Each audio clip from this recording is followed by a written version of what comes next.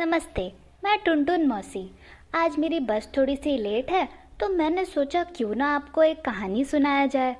तो चलिए शुरू करते हैं आज की कहानी। हीरा चंद और जमुना बहन चोरवाड़ गांव गुजरात में रहते थे।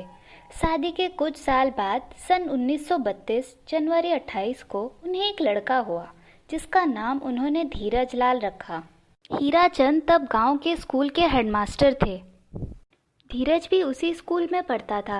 उनका काफ़ी गरीब परिवार था जिसके कारण धीरज को अपनी 10वीं कक्षा ख़त्म करने के बाद स्कूल छोड़ना पड़ा। उस समय उनका एक बड़ा भाई यमन देश के एडन शहर में एक कंपनी में नौकरी कर रहा था। उन्होंने धीरज को भी अपने पास बुला लिया, लेकिन धीरज का परिवार तो बेहद गरीबी से जी रहा था। वो 7 समंदर पार जाता कैसे? लेकिन धीरज बड़ा ही आत्मविश्वासी था।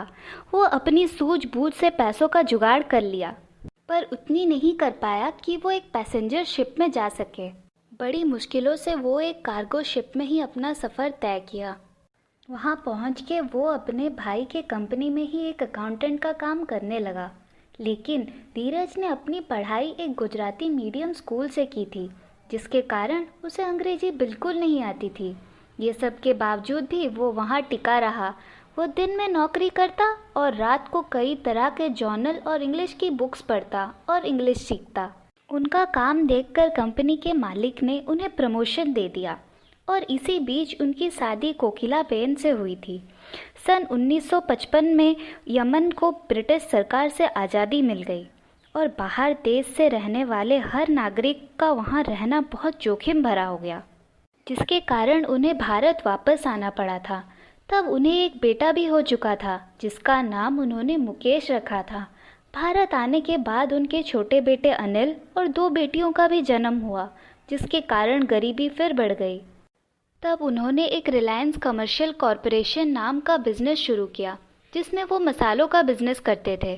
पर कुछ सालों बाद उन्होंने यौन का बिजनेस शुरू किया, पर उन्हें इस बिजनेस के लिए बहुत पैसों की ज़रूरत थी। उन्होंने कुछ व्यापारियों को उन्हें पैसा ब्याज के तौर पर देने के लिए मना लिया। पैसों की कमी उनके लिए कभी भी बाधक नहीं था। उन्होंने ये हर बार साबित किया। लेकिन बिजनेस में ऊंच नीच तो होती ही रहती है। वैसे ही कुछ सालों बाद उनका यौन बिजनेस काफ़ी घाटे में चल दिया, या यूं कहा जाए तो बंद ही हो गया। तब उन्होंने एक टेक्सटाइल मिल खोलने का निश्चय किया और वो बैंक के पास गए, पर किसी भी बैंक ने उनका भरोसा नहीं किया।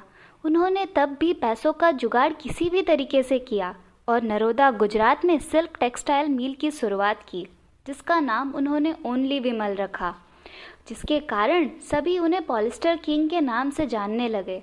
इस बिज़नेस से उन्हें बहुत फ़ायदा हुआ और उन्हें कोई नहीं रोक पाया। तब उन्होंने इस बिज़नेस को बड़ा बनाने का सोचा, जिसके कारण उन्हें बहुत पैसों की ज़रूरत थी। तब भी बैंक ने उनका साथ नहीं दिया, क्योंकि उनके पास तब सिर्फ एक टेक्सटाइल मिल ही था। तब उनका साथ आम लोगों ने दिया, रिलायंस कंपनी की पब्लिक ऑफर को सपोर्ट करके, जिस वजह से उन्हें इस प्रोजेक्ट से बहुत पैसों का फ़ायदा हुआ, जिस वजह से रिलायंस का नींव बहुत मजबूत हो गया, जिसको आज तक कोई हिला ना सका। और वो धीरज लाल अंबानी से रिलायंस ग्रुप ऑफ इंडस्ट्रीज़ के मालिक धीरू भाई अंबानी बन गए। जी हाँ दोस्तों, ये कहानी धीरू भाई अंबानी की थी, जिन्होंने अपने आत्मविश्वास के बल पर इतनी सफलता हासिल की। आपको ये कहानी कितनी अच्छी लगी हमें कमेंट सेक्शन पे ज़रूर बताइएगा। अरे अभी तक मेरी बस ही नहीं आई, पर आप लोग लाइक और शेयर करने में बिल्कुल देरी ना कीजिएगा। धन्यवाद।